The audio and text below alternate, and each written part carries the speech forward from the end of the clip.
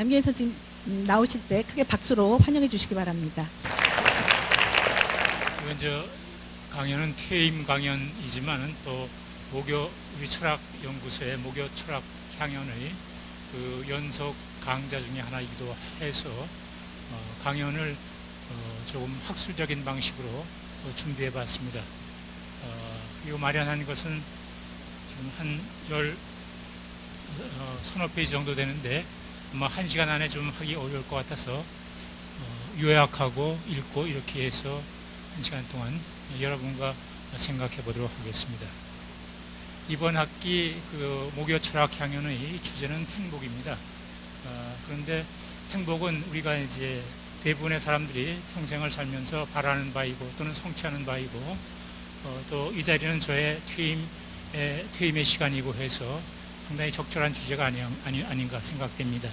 그동안 살아온 시간이 행복한 시간인지 아니면 그동안 살아면서 내가 성취해야 할 것이 무엇이었는지 이런 것을 생각해 보기에 적절한 주제라 생각됩니다. 그래서 나름으로 좀 생각을 해봤습니다. 제목은 이제 바벨과 인간의 시간 이렇게 정했습니다. 우리의 인생이라고 하는 것은 달리 말하면 인간의 시간이고 그 인간의 시간의 그 특징을 구성하는 데 있어서 바벨적인 현상이 상당히 중요한 역할을 한다 이런 생각에서 이런 제목을 지어봤습니다. 우선 조금 요약을 하면서 읽어보겠습니다. 그 두 번째, 첫 번째 전통 윤리학의 전제들. 윤리학이란 두 번째 문단부터 읽겠습니다. 윤리학이란 인생에 관한 물음이며 이는 달리 말하면 인간의 시간이 어떻게 영이 되어야 하는가에 대한 질문입니다. 이에 답하기 위해서는 우선 인간이 시간이 지닌 특징을 규명해야 하리라 생각됩니다. 그런데 전통의 철학자나 사상가들은 인간의 시간과 세계관에 대체로 다음을 전제하고 있는 것 같습니다. 일이론, 세계는 하나의 모습으로 존재한다. 또 원리적으로 관점 중립적인 인식이 가능하다. 인간의 본성이 있다. 인간은 태어날 때부터 정신적 존재이다. 삶의 목표, 이상, 완성, 의미라는 것이 있다. 우리의 삶의 영이 되고 행위가 수행되는 지평으로 시간이 객관적으로 존재한다. 여러 가지 전통 윤리학의 존재들이 있는데 이 중에서 저는 정신에 관한 입장, 외계를 인식할 수 있는 생득적 정신 능력이 있다라는 정신론과 시간이 객관적이라는 시간론에 대해서 좀 생각해 보기로 하겠습니다. 2절로 가겠습니다. 시간과 의식. 역사적으로 다양한 시간론이 존재합니다. 구약의 신적 시간론, 시간은 영혼의 그림자라는 플라톤의 입장, 감각의 선언적 형식이라고 하는 칸트의 형식적 시간론, 시간은 의식의 지속이라는 베르그송의 입장, 현 존재를 규정하는 것이 시간이라는 하이데거의 입장, 공간보다는 시간이 우선적이라고 하는 그 보르헤스의 입장, 그 다음에 한국의 여러 학자들이 시간론을 제기했습니다. 의식되지 않은 시간, 소위 객관적 시간이라고 하는 것이 있을지 회의적입니다. 곧 논의하겠지만 인간의 시간은 상당히 오랜 시간이 흘러야 존재하기 시작한다고 생각합니다. 그저 흘러가는 시간이라는 것이 있을지 모르겠으나 있다고 해도 실질적으로는 그런 것은 부재의 시간, 무의미한 시간이라고 생각됩니다. 시간이란 의식되어야 실질적인 시간이라 할 수 있습니다. 그 이유는 첫째, 우리의 의식과 독립적 시간이 있다면 아마 절대 시간이라 표현할 수 있을 것입니다. 그런데 그 절대 시간이라고 하는 것은 단지 표현만이 존재하는 것이 아닌가 생각됩니다. 가령 구약적인 시간 이런 것은 하루, 이틀, 사흘, 나흘, 아침, 저녁 등으로 이제 분절되어 있는 그런 시간은 실은 인간의 날을 투사한 것이라 생각됩니다. 또 다른 가능성으로 모든 시간들이 가리키는 객관적 근거로서의 시간을 생각해 볼 수 있습니다. 가령 그런 것이 존재한다면 가령 그 절대 시간에 따르면 현재는 5시인데 이 세상의 모든 시계가 고장이 나서 4시 55분을 가리키는 그런 상황이 가능해야 할 것입니다.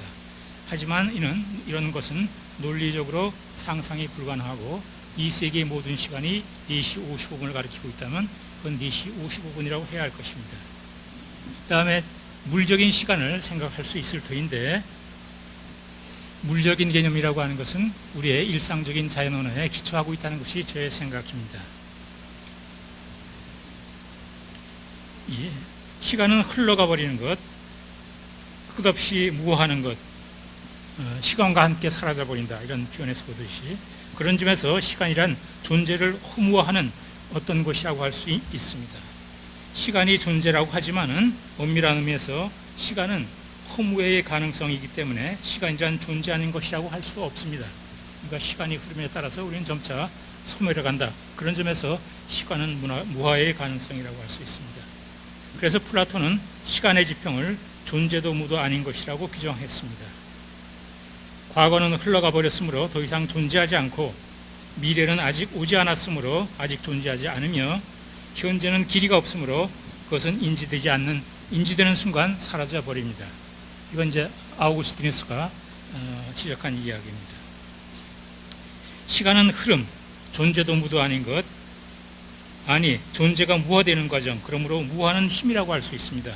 하지만 우리의 생애란 시간을 사는 것이며, 그런 점에서 시간은 살 수 있는 것, 존재할 수 있는 것, 존재의 가능성 역시 내포하고 있습니다. 그러니까 시간이라고 하는 것은 참으로 역설적이게도 무한한 힘이면서 또다시 존재화할 수 있는, 또 나아가서 존재를 배태하고 있는 그런 것이기도 하다고 할 수 있습니다. 마지막 문단입니다. 시간이 없다, 시간이 중요하다, 시간을 소중히 하자라는 표현들은 시간이 생산적, 즉 긍정적 측면이 있음을 함의하고 있습니다. 인간은 생명적 존재이며 생명의 활동은 시간의 좌표대 위에서 이루어집니다. 무아의 가능성인 시간이 어떻게 존재하게 될까요? 그것은 의식의 양태로서 공간적 좌표대 위의 위치로서 존재합니다. 무아의 가능성인 시간은 공간화됨으로써 비로소 인지되고 존재할 수 있게 됩니다. 시간 존재의 최소 조건은 길이나 지속성을 유지하는 것, 최소한 과거, 현재, 미래의 세계기를 갖는 것입니다. 과거가 존재한다 할 수 있기 위해서는 기억되어야 하며, 오지 않는 미래가 인지되어 존재한다 할 수 있기 위해서는 얘기되어 현재의 한 계기가 되어야 합니다. 그것은 의식된 현재의 계기들로, 즉 과거, 미래는 의식된 현재의 계기들로, 과거, 미래는 의식에 의해 기억과 이해의 방식으로 현재화되어 현재의 연장으로 인지되는 한에서 의미 있게 존재합니다. 지금 세 번째 페이지 읽고 있습니다. 그 다음에 세 번째는 건너뛰고요. 기억은 언어와 불가분의 관계에 있다고 생각됩니다. 네 번째 문제입니다. 우리는 기억과 언어의 관계에 관해서 생각해 볼 필요가 있습니다. 실질적인 시간의 전개를 위해서는 언어의 도움이 필요합니다. 그 이유는 다음입니다. 시간이 구체적으로 존재하기 위해서는 변화를 인지해야 하는데, 의미 있는 변화란 항상 무엇의 변화이며, 이 무엇의 둘 이상의 계기를 동일 좌표대 위에 비교함으로써만이, 그리고 그 계기들 간의 차이가 있어야만 드러납니다. 변화가 없는 세계에서는 시간이 인지되지 않을 겁니다. 일출과 일몰, 동백의 개화와 낙화, 한 사람의 청년과 노년, 그런 차이가 드러나기 위해서는 일정한 모습, 규정성을 지니고 있어야 합니다. 그리고 그 규정성은 언어에 의해 이루어집니다. 시간의 존재는 그러므로 공시적 언어 공간에서만 드러난다고 할 수 있습니다. 네 번째, 의식화가 시간 존재의 충분 조건은 아닙니다. 의식이 시간의 필요 조건이긴 하지만 충분 조건은 아닙니다. 그것은 인간의 행동을 위한 것으로, 시간은 인간의 행동을 위한 것으로, 인간의 행동에 의해 채워질 때 비로소 인간 생애사의 일부가 되는 것이며, 시간이라고 하는 것은 이제 행위로서 나타나는 것이며, 존재하고 의미 충전이 되는 것입니다. 그때 시간은 흘러가 없어지는 것이 아니라 어떤 존재로서, 의미, 가치로서 남는다고 할 수 있습니다. 그냥 흘러가는 시간은 우리에게 불확실성이나 무한한 흐름으로 의식됩니다. 그러나 인간은 실천적 행위에 의해 그 시간을 존재하고 의미를 충전시킴으로써 인간 생애의 일부로서 인간 공간을 구성하는 것으로 변모할 수 있습니다. 시간은 인간 삶의 가장 기초적인 진로입니다. 시간은 무화시키는 힘이기도 하지만 존재할 수 있는 가능성이기도 합니다. 세 번째, 실천과 불확실성, 의식에 관해 생각해 보겠습니다. 방금 시간의 존재를 위해서는 의식이 필수적이라 했는데, 그럼 인간의 의식은 어떻게 등장할까요? 위에서 우리는 전통 윤리학, 인생론이 세계의 모습의 일위성, 선업론 또는 생동론을 존재해왔다고 지적한 바 있습니다. 우리는 이런 입장을 제고할 필요가 있습니다. 우린 전통의 강령에 대해 길고 다양한 논의가 필요할 것이나 다음만을 간단히 지적하고자 합니다. 첫째, 실질적 세계의 모습이나 정신이 실질적이라 한다면 규정적인 내용, 어떤 그 모습을 지니고 있어야 합니다. 그런데 그 무엇이건 그것이 이리적이고 객관적인 또는 공적인 모습은 언어적 규정성의 힘을 빌지 않으면 확보되지 않습니다. 그 언어의 중요성은 그 이리성과 그 공적인 성격, 이것이라고 합니다. 정신 생동론은 일종의 철학적 창조론이라고 할 수 있습니다. 더 근본적인 문제는 정신의 선험적, 초월적, 신적 요소를 상정한다는 것은 그런 요소의 객관성을 확보할 수 없기에 전혀 의유하는 바의 역할을 하기 어렵다는 것입니다. 그 다음 넘어가겠습니다. 그럼 언어의 규정성은 어디에서 확보되는 걸까요? 언어의 규정성은 언어 내적 원리에 의해서 형성됩니다. 이것에 관해서는 이제 비트겐슈타인의 언어 의미 사용론, 데이비슨의 해석론, 소슈르의 차이의 체계라는 개념들, 이런 것들을 우리 참조할 수 있을 겁니다. 그 다음 보겠습니다. 인간의 의식은 아마도 진화 과정의 어느 지점에서 등장하였을 것입니다. 그 계기는 무엇이었는가 생각하면 인간의 삶은 호궁에서 영이 되는 것이 아니라 타자를 접하고서 그를 환경으로 하고서 영이 됩니다. 우리는 방법적으로 인간의 원초적 상황을 생각해 볼 수 있습니다. 이제 원초적 상황, 이제 철학적인 방법론의 하나인데, 원초적 입장이라든지 자연 상태론이라든지 등등 여러 가지 생각해 볼 수 있습니다. 인간 삶과 행위의 원초적 상황은 그것은 일종의 바벨적인 것이라고 할 수 있습니다. 인간을 둘러싼 타자는 그것이 세계이건 타인의 말이건 그 모습도 불투명하고 그 의미 역시 알 수 없는 것입니다. 인간의 의식은 이런 불확실성 때문에 등장했다고 할 수 있습니다.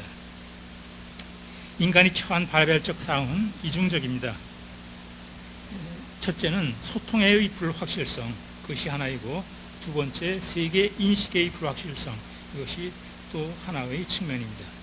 모든 것이 확실하다면, 처음부터 확실하다면 인간의 정신은 그를 반영하고 인간의 행위는 주저함이 없이 이루어질 수 있을 것이었습니다. 인간을 둘러싼 원초적 상황이 불확실했기에 인간은 의식적인 존재가 되는 것입니다. 그러니까 인간의식의 생성 또는 등장은 바로 이런 불확실성과 관계되지 않는가, 불확실한 상황에서 행위해야 되기 때문에 그러지 않는가 생각합니다. 아마도 세계 내의 대상들의 모습이 이리적이고 이를 정확히 인간이 인지할 수 있다면 그 모습이 요청하는 바대로 반응하면 될 것입니다. 전통적인 철학은 대체적으로 세계의 모습은 일정하다. 단지 문제는 그것을 우리가 인식하는 것이 문제다. 이제 이런 식의 논을 전개했는데 세계의 모습 자체도 실은 불확실한 것이 아닌가 생각을 하고 있습니다. 그렇게 모든 것이 확실한 상황에서 의식된 인식도 능동적이거나 주체적인 행위도 필요하지 않을 것입니다. 즉 단지 그런 상황에서는 즉각적으로 반응하면 될 것이기 때문입니다. 아마도 구태여 무엇을 인식할 필요조차가 없을 것입니다. 이제 그런 것이 이제 동물적 확실성 또는 동물적 직접성의 상태의 그런 것이라고 할 수 있겠죠. 다음 페이지 넘어가서 3절 바벨, 인간의 원초적 상황. 창세기에는 언어에 관한 흥미있는 두 이야기가 전해오고 있습니다. 첫째는 신이 만물을 창조한 다음 아담이 에덴 동산의 사물들의 이름을 부여했다는 언어 창조에 관한 설화와 위에 언급한 바벨, 즉 아담적 언어의 종식에 관한 사건이 그것입니다. 우리는 이 바벨을 성서와 같이 인간이 처한 불안한 상황, 불확실성의 상황으로 이해할 수 있습니다.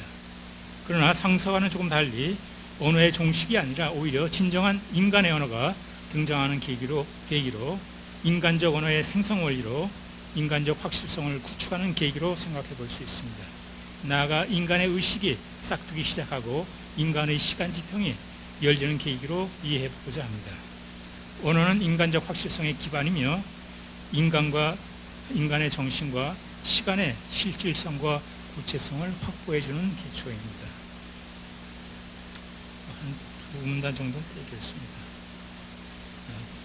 네 번째로 가서 인간은 자연 상태에서 삶을 영위하고 행위를 수행해야 합니다. 그런데 모든 것이 불확실한 상황에서는 행위를 취할 수 없습니다. 행위를 위해서는 우선 자신의 동료들이 행하는 행위의 모습을 인지할 수 있어야 하며 이를 위해서는 소통해야 하고 외계의 모습을 그려보아야 합니다. 동물과 달리 그런 직접적 확실성이 주어지지 않은 또는 그런 생존의 필수 요인이 박탈당한 인간은 의도적이고 주체적인 노력, 의식적인 노력을 경주해야 합니다.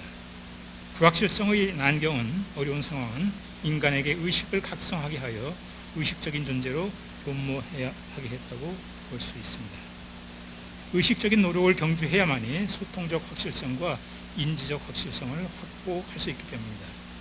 인간의 자연 언어는 원초적 불확실성에서 소통적 확실성 그리고 이를 기초로 한 의식적인 세계나 의식의 세계 또는 현상의 세계나 이런 세계가 인식적 확실성을 모색하는 과정에서 등장했다고 생각됩니다. 그리고 이런 의식의 세계, 현상의 세계라고 하는 것은 그리고 다른 인간과 구축하는 그 언어적 공간이라고 하는 것은 인간과 우리 자신과 세계를 매개하기 위한 하나의 매개적인 존재가 아닌가 생각됩니다.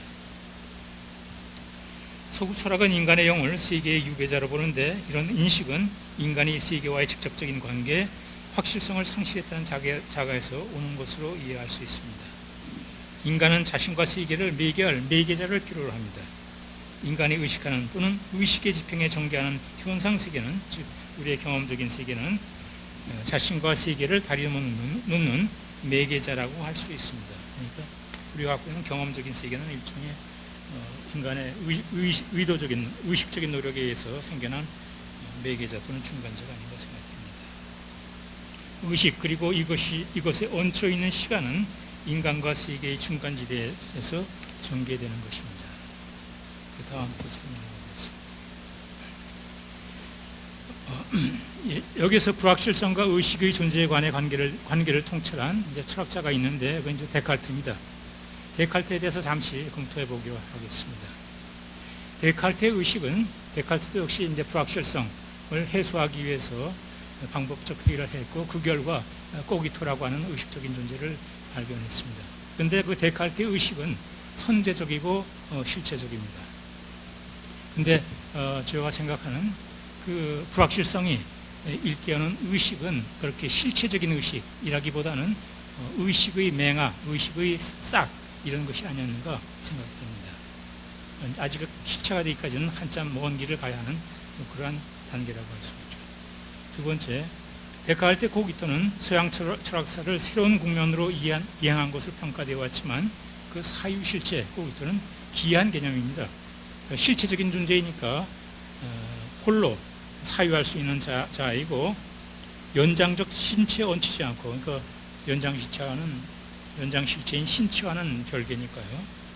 얹히지 않고 행위의 필요성이 없이도 사유하는 존재, 대화의 상대방 없이 그리고 언어라는 거추장스러운 옷을 입지 않고도 아마도 사유 대상으로서의 세계 자체도 필요 없이 사유할 수 있는 그런 존재일 겁니다. 그런 거로 무인도에서도 공기 속에서도 바위도 사유 내용을 스스로 객관적으로 규정하면서 오직 자신만을 대상으로 하면서 사유할 수 있을 것입니다. 그러니까 실체적 존재이기 때문에 이런 개념은 다양한 논리적 문제점을 안고 있습니다. 인간의 의식이란 실체적인 것이라기보다는 오히려 신체에 얹혀있고 언어 활동에 의존하는 것 또는 그것과 불가분의 관계에 있는 것이 아닌가 생각됩니다. 그 다음에 세 번째로 위에서 저는 인간의 원초적 불확실성은 이중적이라고 얘기했습니다. 근데 데카르트가 논의하는 불확실성은 세계에 대한 불확실성입니다. 근데 제가 생각하기에 보다 근원적인 불확실성은 타인과의 소통의 불확실성이라고 생각됩니다. 타자가 인간은 특이한 것이 이제 외국어가 존재하고 또 모국어마저도 배워야 자기 엄마와도 대화를 할 수 있는 그런 존재라고 할 수 있죠. 그런 점에서 자신의 동료의 존재와도 소통할 수 있는 매체가 없는 그런 열악한 상황에 처해 있는 것이 인간의 원초적 모습이 아닌가 생각됩니다. 마지막 문단으로 가서 바벨적 상황에 의해 싹트기 시작하는 원초적 의식은 일종의 진료적이고 무정형적인 것입니다. 사유란 규정적인 내용이 있어야 되는데 이는 언어를 요구한다고 할 수 있습니다. 그리고 언어는 소통의 매체이므로 타자를 필요로 합니다. 그러므로 원초적 불확실성의 상황은 소통의 불확실성입니다. 인간이 불확실성을 의식하게 되는 것은 인간이 사유하는 존재, 회의하는 존재이어서라기보다는 타자와의 관계에서 행동하는 존재이기 때문입니다. 그 타자는 타인일 수도 있고 세계일 수도 있습니다. 행동이라는 요인은 시간의 의식과 긴밀하게 연관되어 있습니다. 인간은 상대방의 행동에 반응하여 행위를 취해야 하나 타방의 행위의 모습을 알 수 없는 거로 타자의 모습을 알 수 없는 거로 이를 해석하기 위한 장치로서 마음의 이론을 전개하는 것이며 타인의 음성을 해석하기 위해서 의미론을 전개하는 것입니다. 네 번째 절, 언어적 확실성과 해석. 가능한 확실성을 위한 최소한의 조건은 언어의 사용입니다. 아마도 인간에게 가능한 유일한 가능성은 언어적 확실성일 겁니다.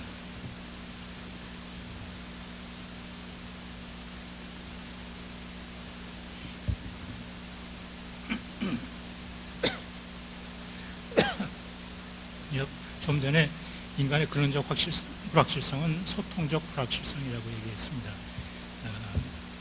그러니까 우선 타자와 타인과 함께 소통할 수 있는 매체가 있어야 되니까 그럼 언어가 등장해야 되는데 그걸 언어가 어떻게 해서 등장하게 되는가.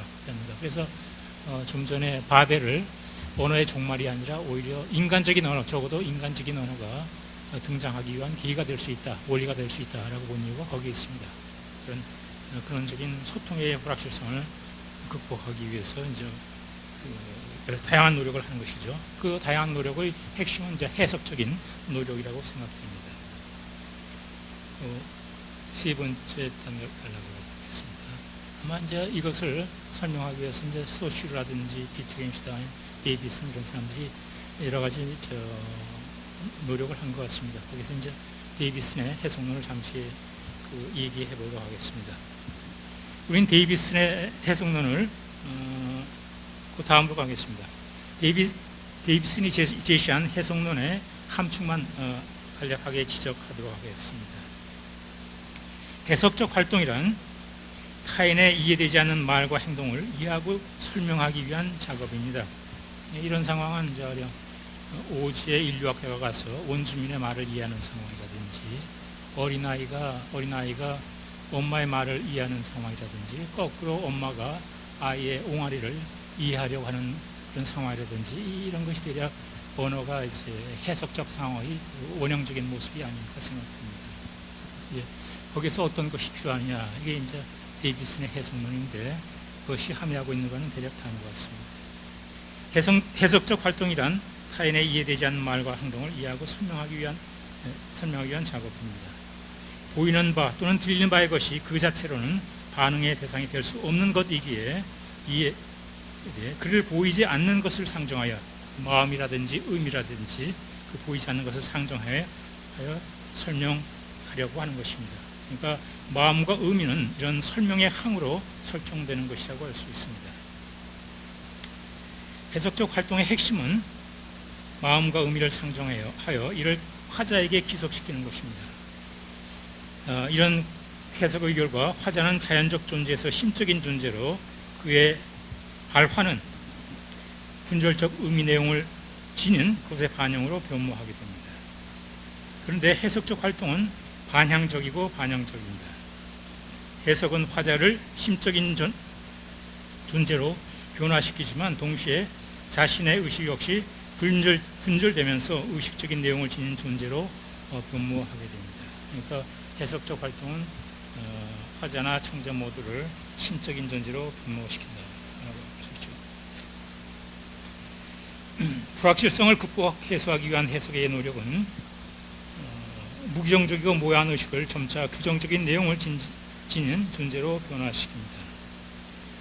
이것에 관해서 이제 비고츠키 같은 그런 또 심리학자들의 이론이 있습니다. 그 언어가 인간의 의식, 특히 고등의식의 형성에서는 절대 필수적이다, 이런 얘기를 비고츠키라고 하는 심리학도 얘기하고 있습니다. 그 마지막 문단의 세 번째로 보겠습니다.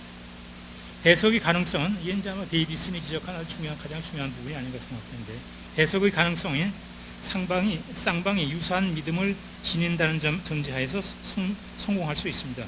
만약 그러하다면 이제 이러한 그 원칙을 이제 자비의 원리라고 합니다. Principle Charity.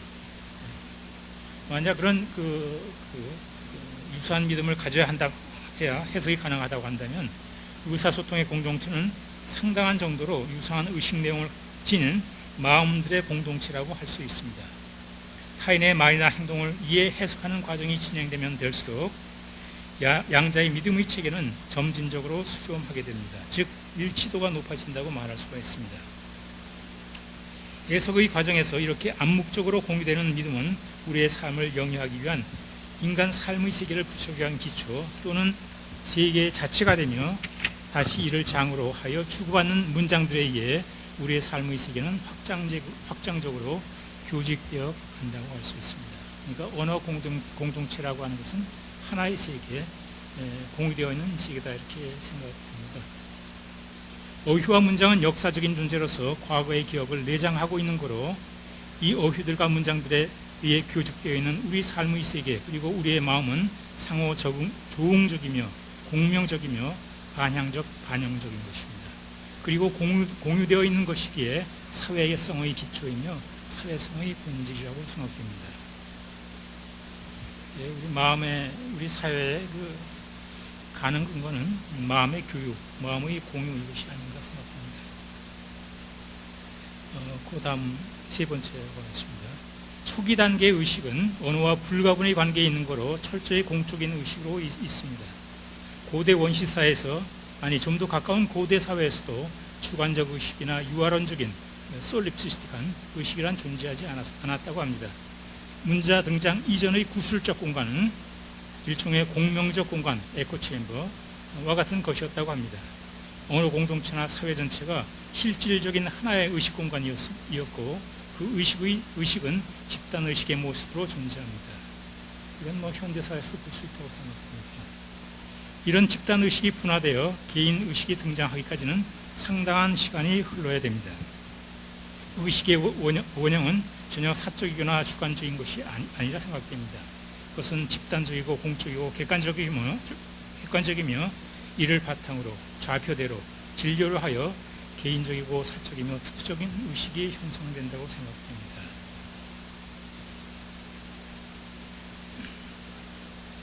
그다음에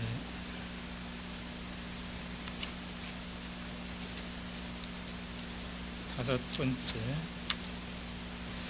시간과 의식입니다. 위에서 실질적인 시간은 의식된 시간이라고 말씀드렸습니다. 근데 의식의 등장은 바로 시간의 지평을 전개하는 것은 아니라고 생각됩니다.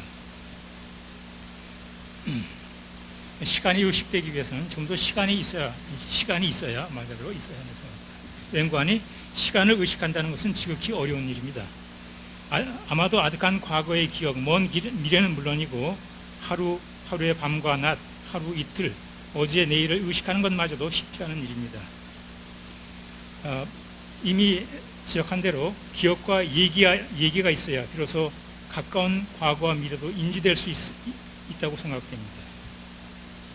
고대 원시사회에서 진정한 시간의 의식이 있었는지 회의적입니다. 한 부족 집단의 형성은 어느 정도의 과거 기억을 축적하여야 이루어집니다. 부족의 과거 기억은 시인이나 현자들에 의해 전송됩니다. 그러나 시인들의 그리고 현자들의 기억은 신적인 것으로 간주되었으며, 그 기억에 의해 전달되는 것은 현재와 연장선상에 있는 과거 어느 시점의 것이라기보다는 전혀 다른 현재적 사건으로 간주되었습니다. 히라빈들을 이를 진리 알레테이아라고 불렀다 합니다. 이런 진리관이나 시간관은 플라톤의 상기설에 그 흔적이 남아 있습니다. 고대인들의 자신들의 고대 부족들이 또는 시족들이 자신들의 삶에 대한 반성을 하면서 윤리적 사유가 생각되는데 이거는 이제 두 가지 특징을 지니고 있습니다. 첫째는 그 정체성의 확립을 위해서 이런 사유가 시작되었고 그런 그 확보하기 위한 노력으로서 이제 토템적 사유가 등장했다고 합니다. 그러니까 그 당시에 그 윤리라고 하는 것은 개인적인 문제가 아니라 부족 전체 문제라고 할 수 있죠. 개인적인 차원의 윤리의식이 생기는 것은 좀 더 시간이 흘러야 된다고 생각됩니다. 중간 정도로 가겠습니다. 2번 그 다음에 윤리적 주체라는 자각이 생기는 것은 아마 집단 의식이나 집단 영혼의 분화가 이루어져 개별적인 신체가 분화된 집단으로부터 분화된 영혼의 거주지라는 믿음이 형성되면서부터일 겁니다. 이 시기에 대략 영혼의 본성과 구조, 운명에 대한 논의가 이루어집니다. 이게 대략 고대 히랍 철학 시기라고 할 수 있습니다. 개별적 인간의 영혼의 거주지이지만 개인은 동시에 신체적인 존재로서 소멸할 수 있는 존재입니다. 개인의 의식이나 영혼은 신체와 함께 소멸하는 자연적 존재일 수 있다는 그 우려와 걱정이 생기게 됩니다. 이런 우려와 걱정은 인간의 영혼을 소멸하게 할 수 있는 힘으로서의 시간을 의식하게 합니다. 다른 한편으로 인간의 영혼은 신체와는 차별적인 것입니다. 그러하기에 인간의 영혼을 소유하고 있는 인간은 다른 자연적 존재와는 다른 존재라는 자각, 다른 식으로 생존해야 한다는 의식이 생겨나게 됩니다. 이런 의식과 함께 시간의 흐름에 저항하려고 하는 노력이 경주되며 이것이 바로 개인적인 차원의 윤리적 의식이 생겨나는 그런 단계라고 할 수 있고, 이런 자각을 아테네인들에게 알려준 것이 이제 소크라테스라고 생각됩니다.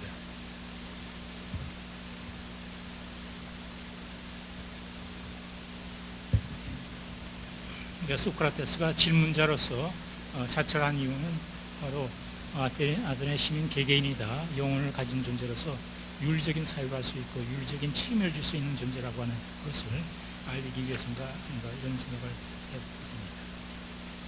그 다음 페이지로 넘어가겠습니다.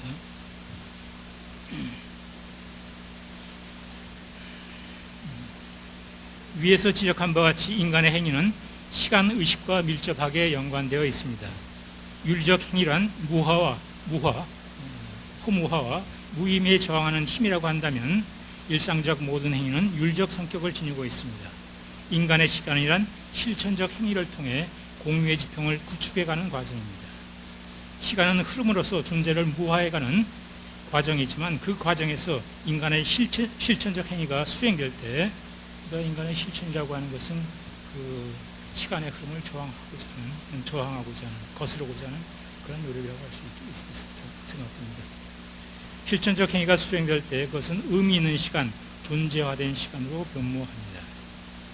시간은 항상 의식, 정신의 동반에 의해 형성되는 것이며 정신은 타자가 있어야 하는 것이기에 그러니까 정신은 대화적 상황에서 서로를 이해하려고 하는 노력에서 생겨나는 것이니까 타자가 있어야 하는 거죠. 무인도에서는 정신이라는 것은 존재하지 않는다. 그 다음에 시간의 지평은 필연적으로, 그러니까 시간에는 의식이 있어야 되고 의식 또는 정신은 타자가 있어야 하니까 시간의 지평은 필연적으로 객관적이고 공유적이고 사회적이라고 할 수 있습니다. 적어도 우리가 의미 있게 사는 시간은 그런 것으로 볼 수 있습니다. 여섯 번째, 일상의 세계. 우리는 위에서 세계가 이리적 모습을 지니고 있다는 입장을 비판한 바 있습니다. 우리가 사는 세계는 근원적 불확실성을 해소하기 위해 해석적 과정을 거치면서 타인들과의 수렴적 합의에 의해서 구축된다고 생각합니다. 이런 과정을 소사적 과정이라고 합니다. 인간의 삶은 기나긴 소사의 과정입니다. 소사의 과정, 세계를 위한 문장의 직조 과정에서 무수히 많은 어휘들과 문장들, 텍스트들이 등장할 겁니다. 인간이 구축하는 언어적 공간은 일종의 생태계를 구축합니다. 이 언어적, 문화적, 정신적 생태계에서도 진화의 과정이 진행됩니다. 새로운 개념, 문장, 텍스트가 등장하며 이들 중 오랜 시간의 테스트를 견디고 살아남은 것이 있을 것입니다.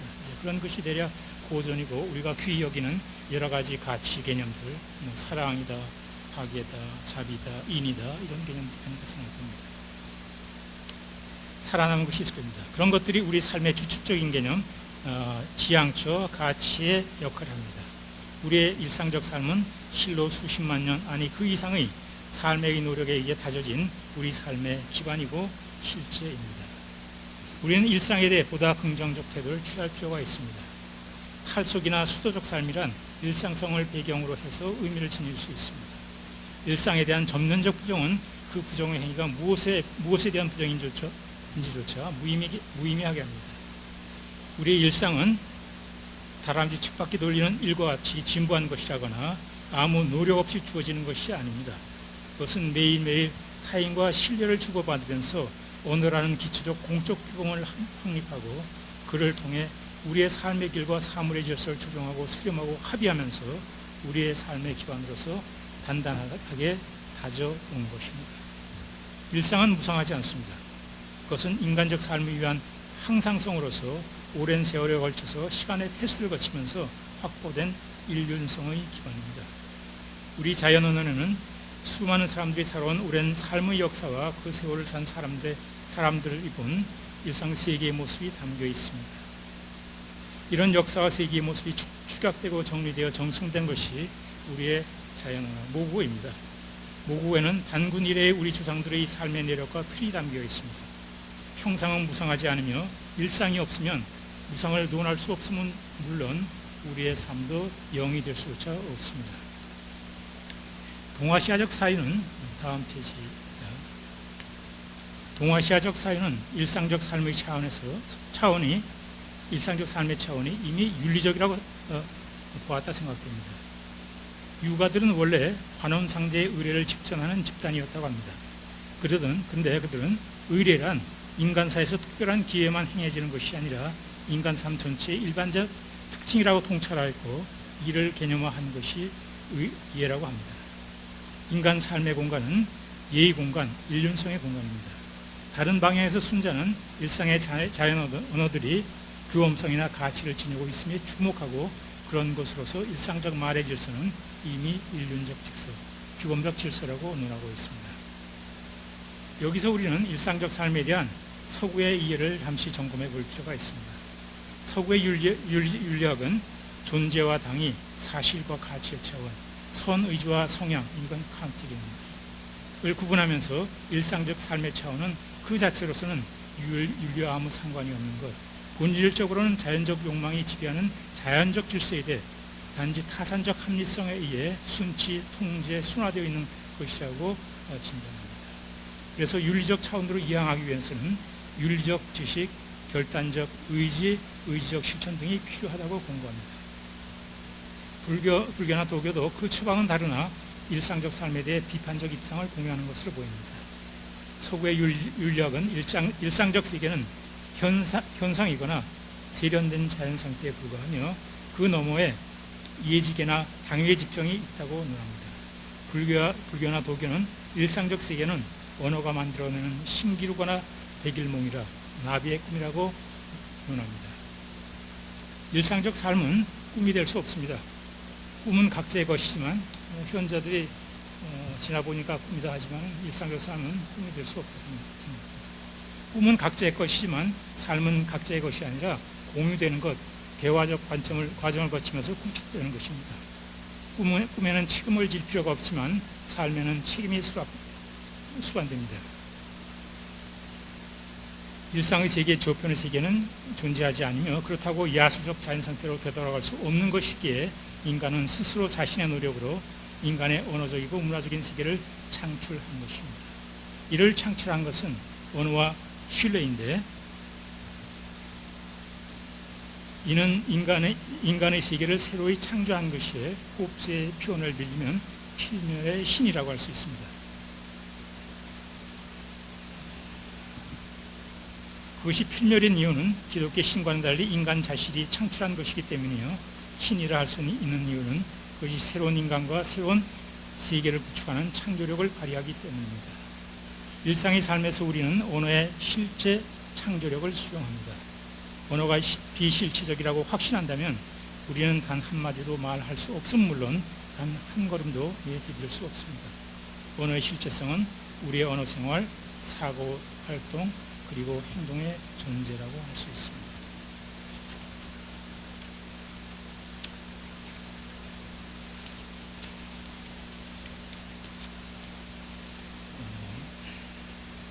일상의 차원과 율적 차원이 구분되지 않는다면 그것이 연속적이라고 한다면 소위 율적 가치란 무엇일까요? 사랑, 자비, 인간적 가능성의 실현, 그 많은 율적 가치들이 있습니다.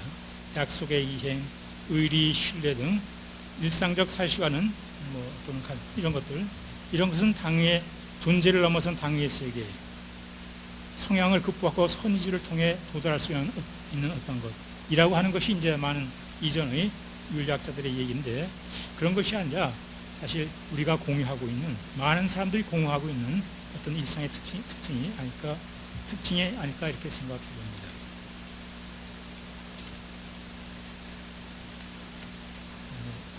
일곱 번째 절로 보겠습니다.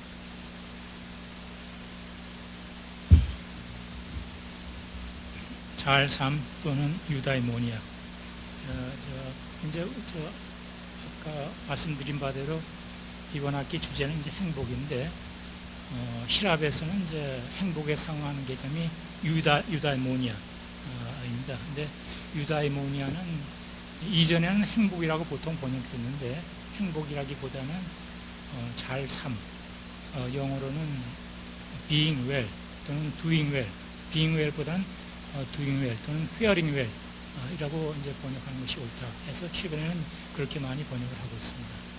그리고 이제 우리말의 행복이라고 하는 개념은 조금 참 좋은 개념이긴 한데, 행이라고 하는 행이나 복이나 다 luck, 운이라고 하는 것과 긴밀하게 연관되어 있어가지고 조금 이게 좀 민주적이 아니지 않은가 하는 그런 생각을 평소에 많이 했습니다. 그래서 좋은 어휘긴 하지만 좀 제고할 필요가 있지 않은가 그런 생각을 좀 하고 있습니다. 아리스토텔레스는 아마도 최초로 행복 또는 유다이모니아를 주제하고 행복 또는 유다이모니아를 인간 삶의 궁극선으로 규정한 철학자입니다. 물론 그 전에 소크라테스, 플라톤도 논의를 했지만 좀 더 체계적으로 논의한 건 아리스토텔레스입니다. 니코마코스 율리학 일본에서 아주 정연하게 그 논지를 개진하고 있죠. 그가 제시한 유다이모니아의 규정은 다음입니다. 인간의 고유한 영혼의 기능을 탁월성, 보통 덕이라고 번역되는 건 이제 그 히라보의 아레테인데, 그 역시 이제 덕보다는 좀 기능적인 의미가 있습니다. 그래가지고 덕하면 순전히 율적 문맥에서만 사용되는데, 히라보의 아레테는 좀 탁월성, 그래서 의자도 탁월성이 있다, 아레테가 있다고 하니까 그렇게 번역하는 것이 옳다고 봅니다. 인간의 고유한 영혼의 기능을 탁월성의 덕목에 따라 능동적으로 지속적으로 발휘하는 것이다. 그의 행복 개념을 논의하기 전에 우리는 두어 가지 논평을 할 필요가 있습니다. 그의 율적 논의 중심적 주제인 유다이모니아는 행복 또는 해피니스로 번역되는데, 이런 번역은 방금 말씀드린 대로 오도적입니다. 행복이나 해피니스는 정서적이며 어떤 심리 상태, 활동이라기보다는 심리적 상태이며 심리 상태이고, 그러므로 주관적이고 개인적인 성격을 지니고 있습니다. 즉 개인 윤리적 차원에서 논의되는 개념입니다. 고대 그리스에서도 개인 윤리라는 것이 있기는 했을 것이나, 고전 그리스 시기는 개인의 삶과 공동체의 삶이 확연히 구분되는 것이 아니었습니다. 그러니까 20만, 전체 인구가 20만이고 실제 시민은 한 5만밖에 안 되니까, 그래서 공사, 개인과 사회가 구분되기 어렵겠죠.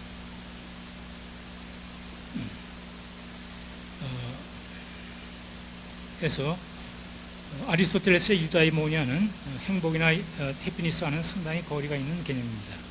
대략 그 차이를 지적해 보면은, 우선 그의 개념은 지적이고 활동성이면 이제 영혼과 관련되니까 지적이고, 그 다음에 중요한 것은 이제 활동성입니다.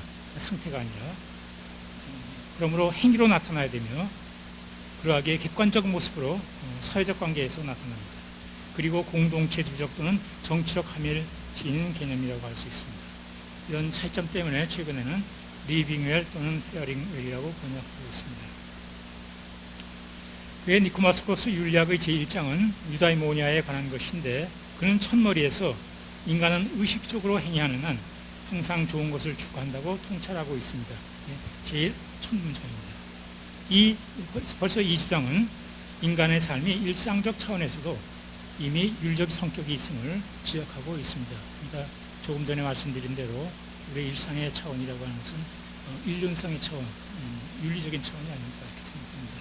그 점에서 아리스토텔레스도 같은 생각이 아닌가 저는 나름대로 해석을 했습니다.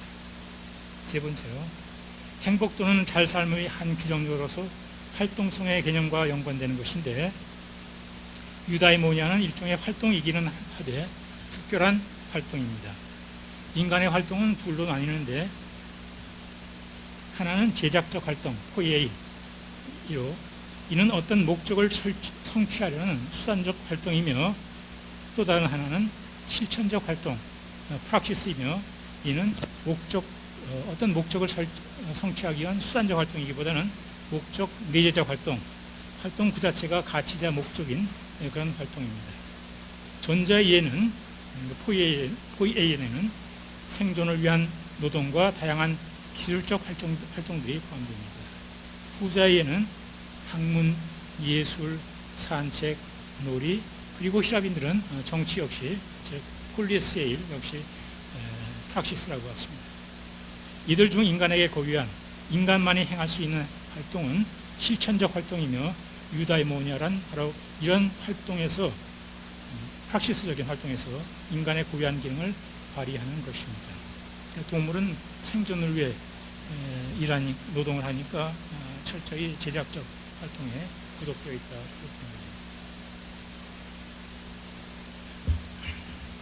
우리는 아리스토텔레스의 유다이모니아 개념을 재해석하고자 합니다.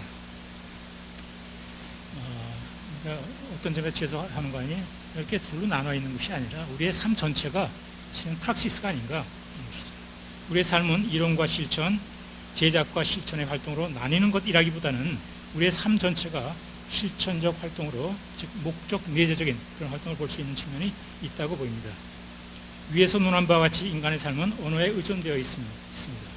그런 점에서 인간 삶의 다양한 활동은 연속적이며 서사적 또는 연기적 연결관계에 있습니다. 문화는 언어적 활동의 연속인데 언어 활동은 논리적 성격을 지니고 있습니다. 논리는 전형적인 자율적 활동이며 목적 내재적 활동입니다.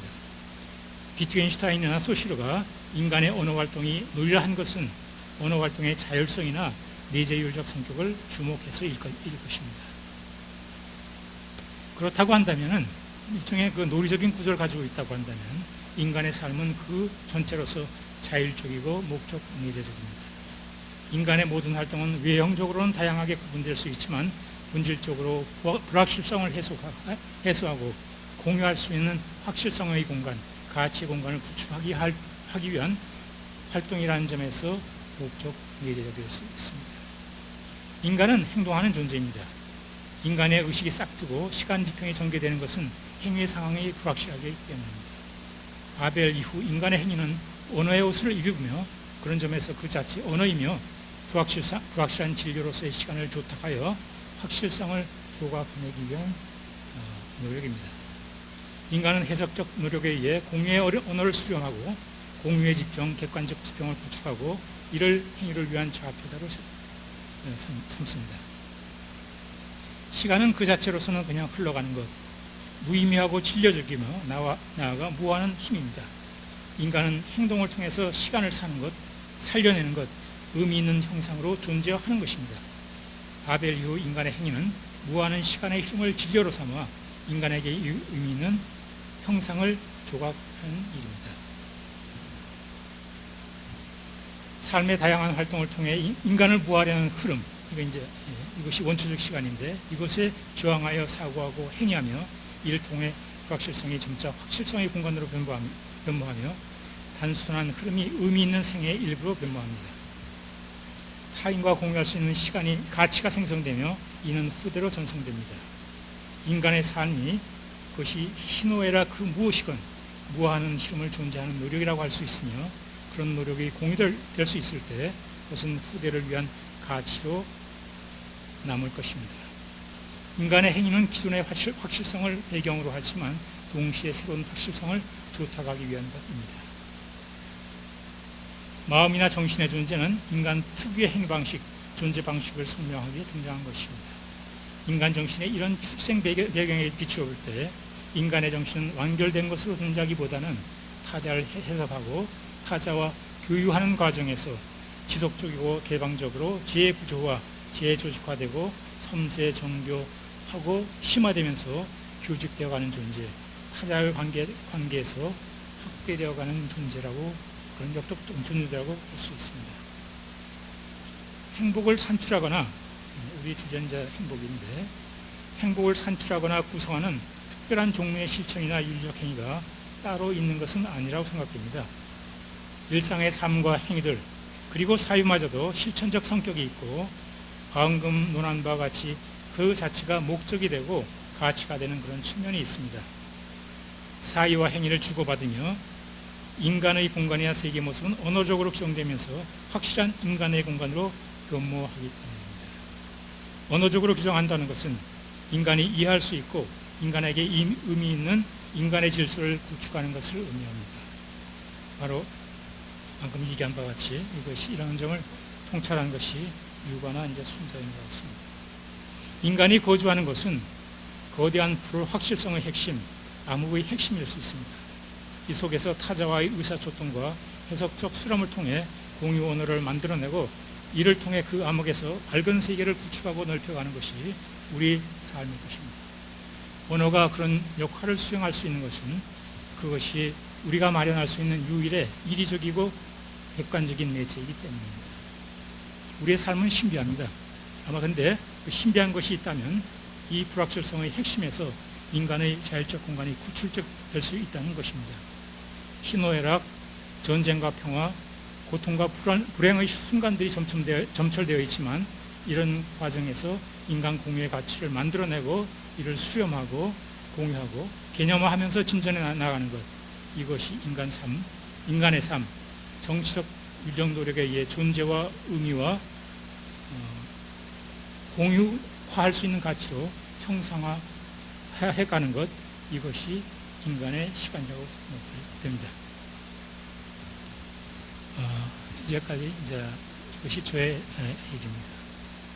그동안 오랜 시간 동안 여러분들과 지낸 시간에 감사합니다.